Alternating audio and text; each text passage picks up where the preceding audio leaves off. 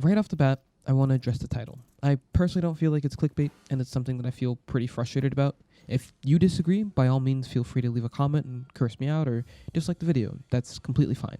But I do legitimately feel as though Counter-Strike 2 has a pay-to-play problem, and it's something that I feel like should be talked about more. So, Counter-Strike 2 is technically free-to-play, right? It generates millions, if not more, though, through cases and gambling. Creating a new case or a collection doesn't even require much effort from Valve, since they pay the skin creators through revenue sharing when their designs are accepted in the workshop. But this gives me the question of, where does all that extra money go? Because it's not going towards improving the game, and that's where these third-party services come in and potentially can take advantage of the community. Companies like Faceit, Prac, Warm-Up Server, and Refrag all profit from Valve's refusal to innovate or make necessary changes that could bring the player base together like Valve want. Now, I do want to say there are two types of third-party services in this space, and that's how I think about them. Innovators and kind of exploiters. I do want to say on top of that this is to be considered more of a spectrum, and that I'm only using these companies as examples so you kind of see what I'm getting at. Besides one company in particular, which I'll get into later, I don't have a lot to comment on for them and where they fall on the spectrum. Innovators improve the game in the community, though.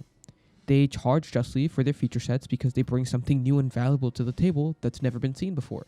I mean, take Refrag, for example. They are the industry leaders in adding features to their, service, like 2D demo viewers, advanced practice modes, scrim configs, and even pro videos and guides. These are things that didn't really exist in one unique and beautiful package before, and they genuinely improve the meta and, the skill ceiling of the game. On the other hand, though, you get companies like Faceit, which fall a little bit more into the exploiter side of the spectrum.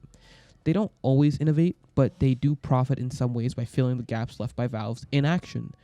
They rely on Valve's refusal to make necessary changes, attracting players who have no other choice because they're offering the baseline of features that players have been looking for, especially if they take the game with any modicum of seriousness.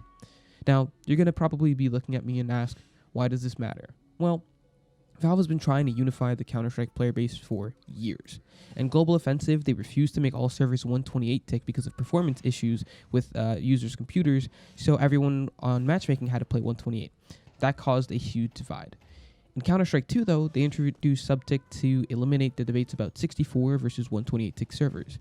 And while on paper this sounds good, it becomes an issue when Valve don't keep up as much as they need to with the player demand and the varying issues in their game. Since they don't, these third-party companies fill in the gaps, and this directly impacts how people look at Valve as a game developer and how they treat and respond to the developers when they do push out updates.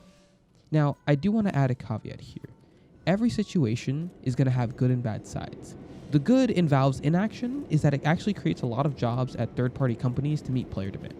People who have legitimately good ideas and good experience have more places to go, which means that there is a net improvement for content and other stuff in the community. Plus, there is the possibility that if Valve listened too closely to the community, they could impose restrictions that nobody wants. Imagine if Counter-Strike was Valorant, where a coach could get banned for simply watching a VOD.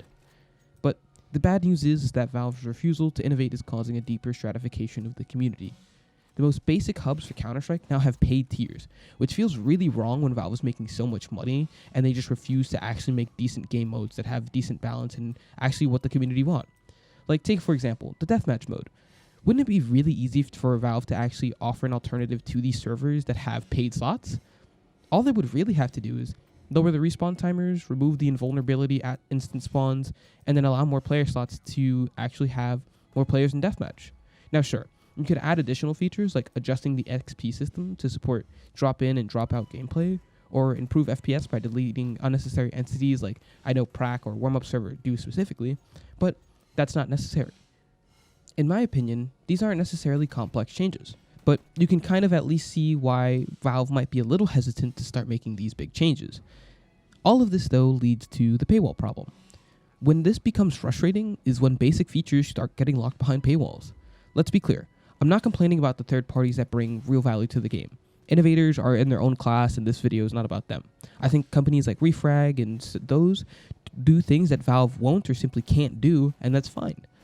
The problem arises when the essential features of the game are being given to these third-party services to fulfill, and they get paywalled for basic parts of the user experience, hurting the community reception of Valve.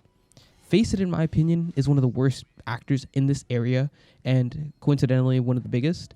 For example, blocking a player is a standard feature on literally any other social platform, yet on Faceit you have two options.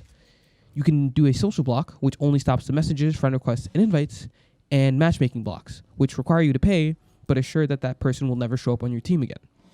On top of that, to make things even worse, you have to pay for two different complete tiers depending on how many people you would like to block.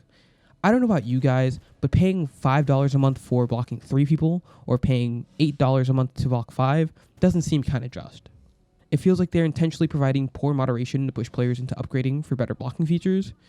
On top of this, the pick ban system only allows the captain in Faceit to ban. You can circumvent this if you pay for the features though, which seems ridiculous when you compare it to Valve's baseline of the entire team votes for what they want. If someone has premium, they're also more likely to be captain and have sole control over the pick ban. They don't have to ask or respond to anyone about server location, map bans, anything like that. So paying money on Faceit gives you the bare minimum in blocking players, but it also gives you complete control over map picks. Moreover, Faceit support isn't really great about moderation, and for me, it took a week of support ignoring my messages about a player who was literally being racist, yelling slurs, and screaming into the mic after having paid money for Faceit Plus. At the end of the day, all of that negativity and that bad experience goes back to me being mad at not only Faceit, but Valve as well, because if Valve just had a good product that I could actually use, that wouldn't be the case. I would have never dealt with Faceit. But because I now have to shell out extra money, I'm going to be even more pissed off when these negative experiences come out. And at least in the communities that I'm in, all of this leads up to things like faster burnout, more frustration with the game.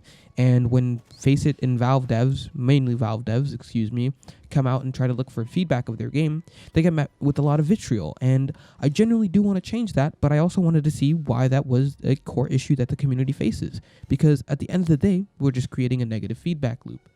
And this is probably why. Valve's inaction forces players into the arms of these third-party companies. While some, like Refrag, innovate and provide genuine good value that is amazing, others, like Faceit, sometimes feel like they exist because of Valve's failures and just incompetency.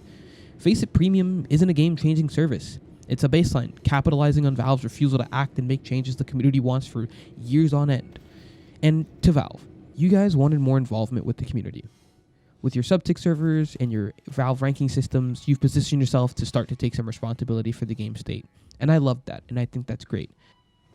I don't even think that paying for third-party services would be an issue if they weren't built on the foundation of your severe, continuous, and quite frankly, disappointing and frustrating failures. I understand if you need more time to make changes and make improvements because change can't happen overnight, but there should be at least an outline or semblance or something that shows us that you care and actually want the game to improve, not just another update about skins. So yeah, guys. Thank you guys for watching this video. This is kind of my first think piece / written out kind of thing. I wanted to hope and see that it goes well. And if you guys like this content, let me know. If you want me to go back to other stuff or have other ideas for content, feel free to type it in the description. Or not in the description, comments. See, I'm out of practice for this, but it's all good. You guys have a lovely day, alright? Later.